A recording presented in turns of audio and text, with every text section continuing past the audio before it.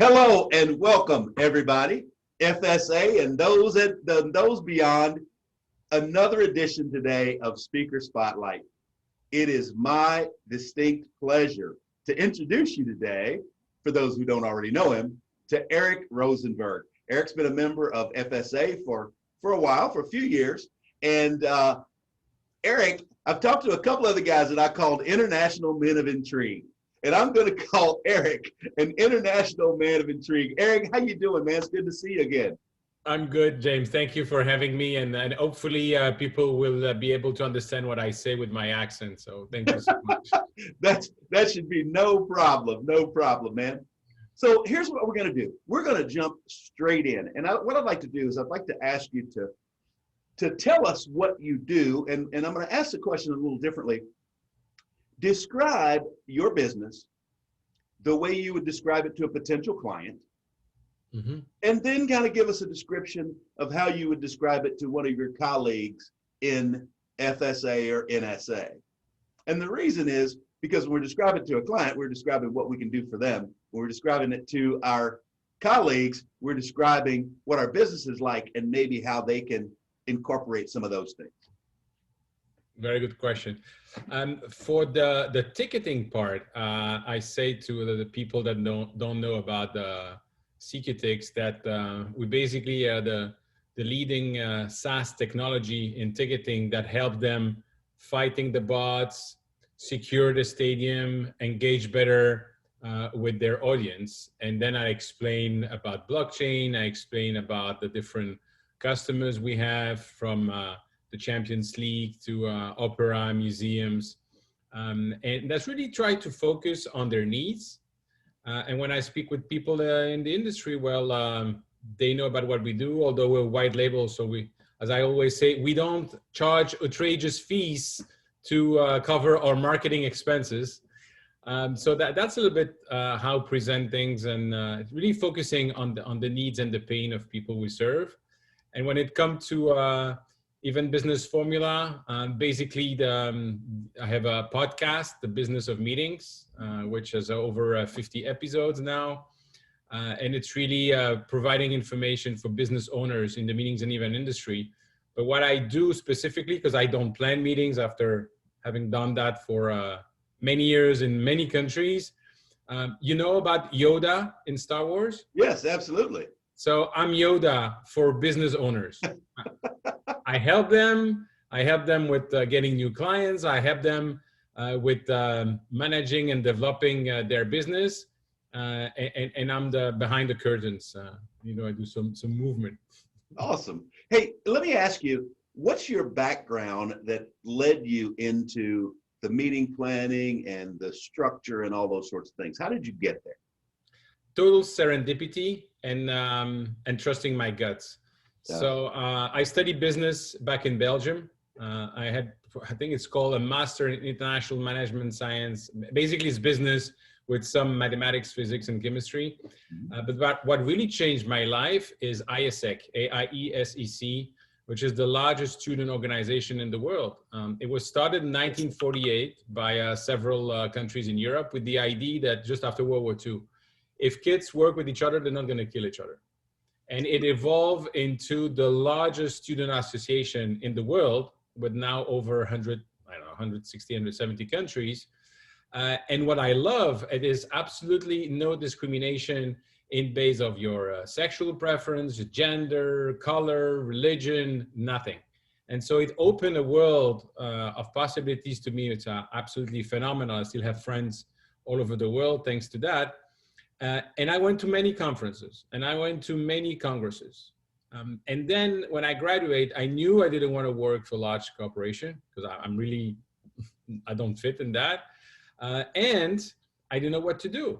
So my first job was at the barbecue after my graduation. I met a guy who said, would you like to come and see the company where I work? And actually he was his company. So I developed the entire marketing of a stockbroker company. And then during holidays, 2 years later, I met a couple and they told me about incentive trips, which is basically creating experiences that if people go back with their friends and families, they cannot reproduce it. And Right. so I was very, you feel something inside of you. And was like, wow, that's amazing. Never heard about the industry. Didn't know there was such an industry. And just decided to go. Unfortunately, one of the person in the couple was somebody who didn't want a business partner, who was not very ethical. And after 10 months, I left. Mhm. And I was I was 28, almost 29. And I thought, okay, what am I going to do? So that was like 2 years ago. 5. Thanks for asking. And then I said, okay, you know what? If it's to do it for others, I'd rather try to do it myself. And I was extremely lucky that my grandfather came and said, listen, you don't need to worry about eating or sleeping for a year. Here you go. And thanks to ISEC, thanks to the network I developed, my 2 first clients were Café de Colombia, Juan Valdez, and Cordis from Johnson & Johnson. And then I went on, and for 20 years, I work in over 50 different countries. It was just phenomenal. Awesome. Actually, you say that. One of the first questions I was going to ask you, I was going to say, where in the world is Eric Rozenberg today? But of course, with the pandemic and everything, everybody's kind of settled. That's why I called you International Man of Intrigue up front. Now, another question. You have served on a number of boards, leadership. How has that, number one, helped your personal development? And number two, how has that helped your business? Yeah, that's a great question. My personal development, it helped me tremendously. And it started actually when I was president of ISEC in Belgium. We had a board of advisors when we had the director of human resource of Procter & Gamble, Unilever, Henderson, and all those big companies. And the whole idea has always been like that. Alone, you can do nothing. Right. And so when I started my own business, I actually created my own board of advisors. And I had friends in different industries, and I would gather them twice a year. And I would just get completely naked in front of them. This is my fear. This is what I'm doing. This is the mistake I've done. This is the success we've had. And I had specific questions. And the first time I remember a friend of mine, she's working for probably the most renowned firm into executive search. And she said, Eric, I mean, that's interesting. You're just so open. I've never seen that.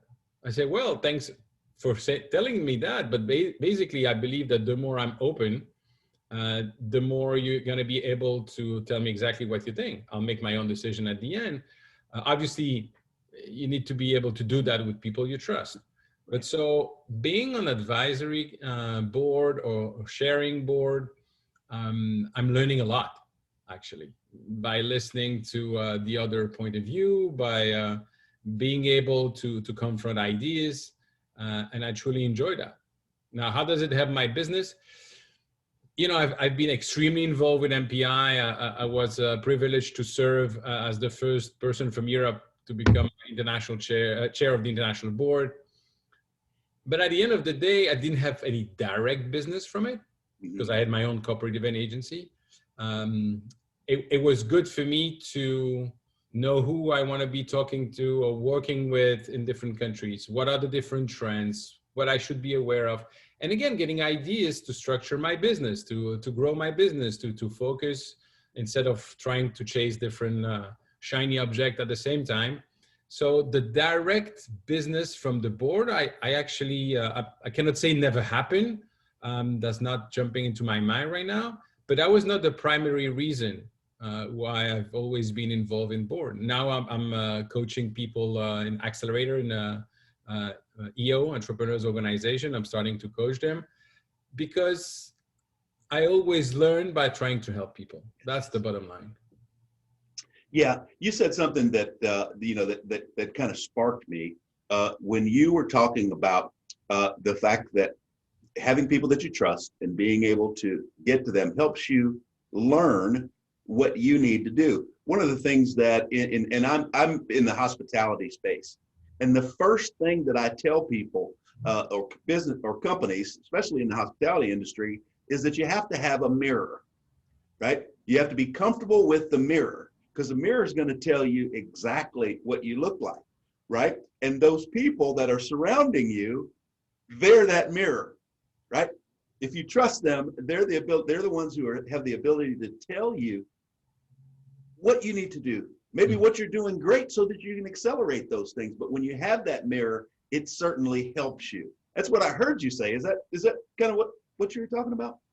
Yeah, it's really getting the opinion, the feedback of people, understanding that you're not you don't own the truth. There was a quote that I saw years ago. I think it was from Buddha. It said, "The truth, which is the truth, is not the truth." And so you don't, what you believe is good for you, first of all, might not be good for others. But second, it's not because you're convinced about something that it's necessarily the way it should be. I think another element of what you're saying, which is very dear to me, is the true servant leadership. And there's two things there. There's servant leadership. Leadership is, at the end of the day, you know what, somebody needs to make the decision. And as a business owner, you have to make the decision, and also after hearing everybody. But the servant part in your team is making sure that the people are understanding why you're doing what you do, what is the purpose of the company, what are the values, but also when it comes to hospitality and to the customer, that they understand that if we're here is because we have customers. And I understand that if I can do what I'm doing, and if I'm able to enjoy what I'm doing, it's because I have a team which allow me to focus on what I do best, and that I'm there to help them being at their best and making sure that the entire organization is working well. Awesome, awesome stuff. Let's switch gears just a little bit. Off camera, before we started, we were talking a little bit about the past year and how crazy the past year is. Why don't you describe for everybody really two things. One, how this past year has challenged you, right? And give you some things that you really need to work on and overcome. And then also, I find it interesting that a lot of the people that I've talked to have been able to do some things. They've been forced to do some things that they wouldn't have done in the past. But now those things, now that they've been forced to do them, have really accelerated them personally and their business. So why don't you talk to us a little bit about the last year on those fronts? Yeah, last year has been interesting, to say the least. I remember end of February, I told my team, you know what, get ready to work from home. Mm-hmm. And some of them look at me like, oh, come on. I said, listen, just get ready. And 2 weeks later, I sent everybody home. And since then, we've been working remotely. But several things happened at the same time. I mean, just after the other. First, I was on a retreat with my EO forum. And the theme was your life in 10 years. And quite frankly, James, I was like, nah, okay, my life in 10 years, whatever, I'll play the game. And it was phenomenal, absolutely phenomenal. I came out of that weekend, and that's the weekend where everything starts shutting down. And we were all together. And that helped me to keep the idea of where is it that I want to be in 10 years and what I'm doing. And then a week after, we celebrate our 20th anniversary with my wife. And the day after, my father passed away in Belgium. So obviously I couldn't be there. And then 2 weeks after, I thought, listen, one thing after the other, I need to get busy with my mind, and I need to do more that what I've even have been doing. And I decided that the podcast I was going to launch in the summer, I was going to launch it 2 weeks later. And that's what happened. And now we have over 50 episodes, which is great. But those are the things that, if you look at this year, I must say that with my team, with Secretix, we are actually even closer. I know it's a little a paradox, but even closer than we were, because we're in this together. We have a meeting every morning, regular meetings. And in terms of productivity, I'm not sure that we have been less productive at all, because there is no waste time in what we do. We are able to actually do more, and I'm working even more than I was before. So that's been an interesting year, but I would say the most challenging for me, being a husband and a father, was to try to keep the direction, look at the horizon while understanding what's going on, but also give the perspective to my family. It's tough, it's boring, it's annoying. We have to be prudent, we have to pay attention, etc., etc. And we live in South Florida. It's beautiful outside. We're very lucky, and we're in good health. And then you start listening about the history in the past and the pandemic in the past and the war and what happened. And you realize that, you know what, yeah, it's annoying and it's not, could be much worse. Absolutely. Now that's a great segue because I was doing a little research and I went to one of your websites. Actually, it was an older website. It's not the website that you work out of now, but I found this and I absolutely love it. I'm going to tell you up front, and I'm going to read it just so I don't mess it up. Your website heading screams to me. It says, business, life, family, and fun. Right. And again, you tell me that's a website that you were actually doing yourself. Why would you start with something like that? Now, I love this. Now, why would you start with it? Because that's, to me, what's important in life. Business is definitely an important part of my life. I like business. I like developing businesses. I like doing business. So that's for sure. Family is the rock, is the foundation, is the why, is the purpose. It's why we moved from Belgium to the US. It's what is grounding me. And you know, when you have to recharge, knowing that you have a family, it's phenomenal.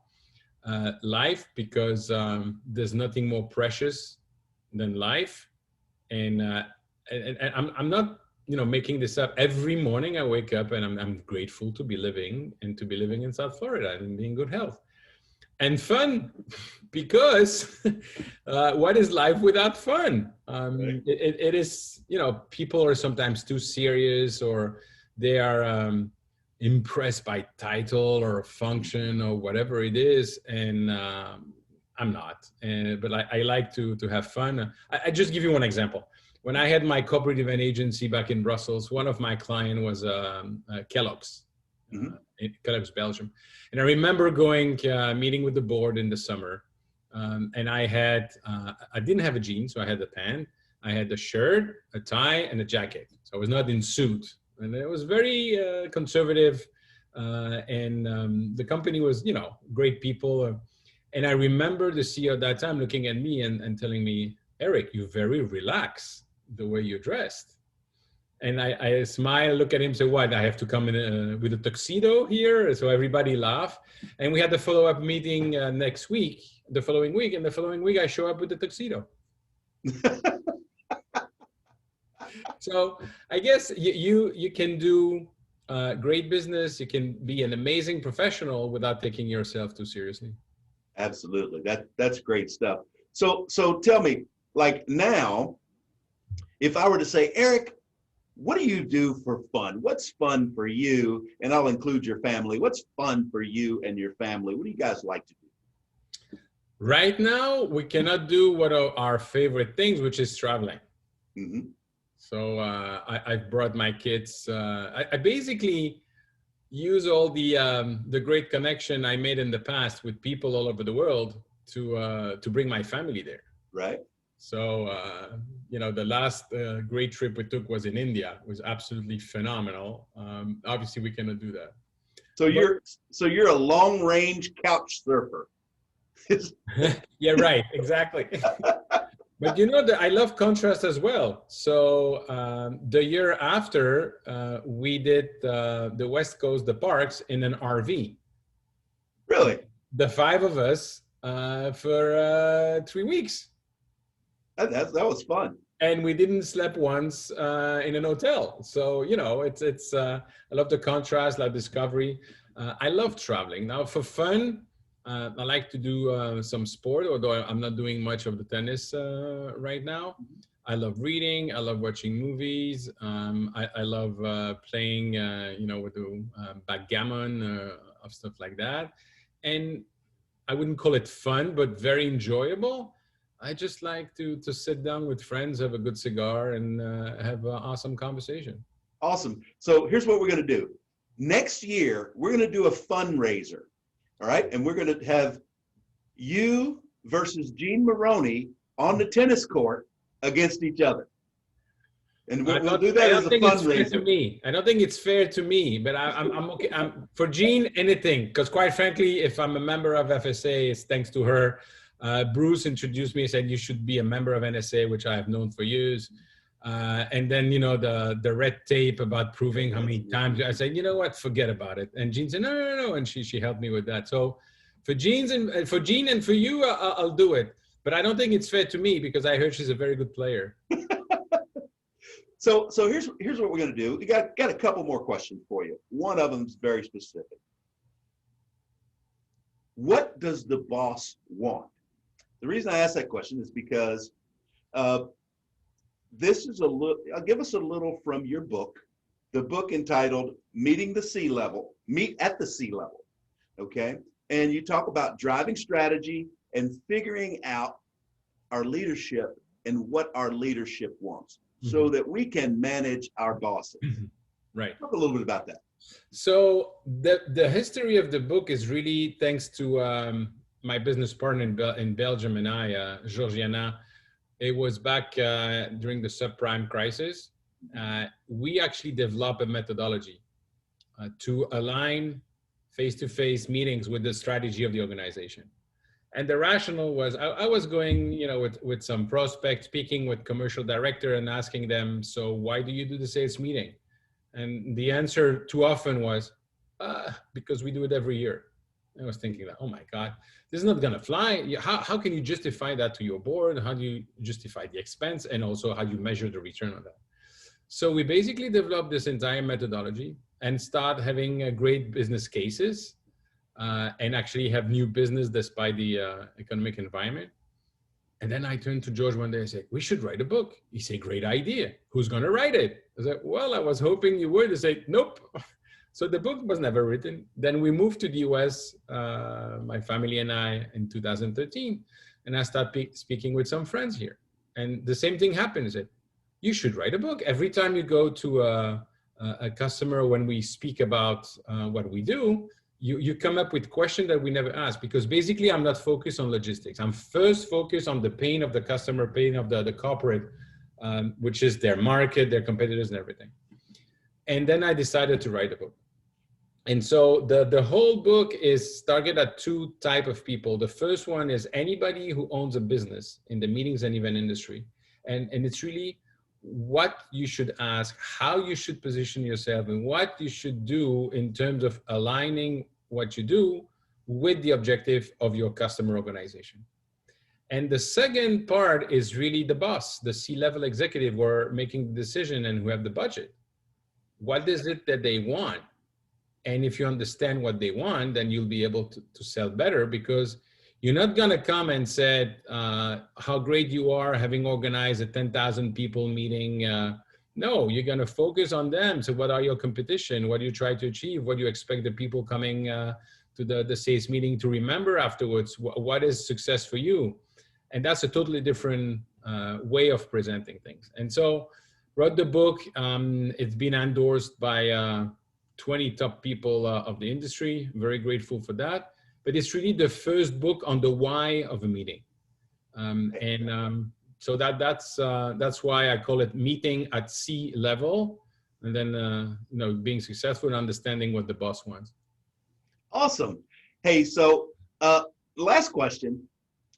We touched on it just a little bit earlier. Gene does a magnificent job with Gene Tony does a magnificent job with membership and reaching out and those sorts of things. So if I remember correctly, we had some hiccups with NSA and that sort of thing, getting you all worked out, and you were about ready to say, forget it, it's too much trouble. But Gene did a great job of working it out to get you into NSA, therefore you could get into FSA.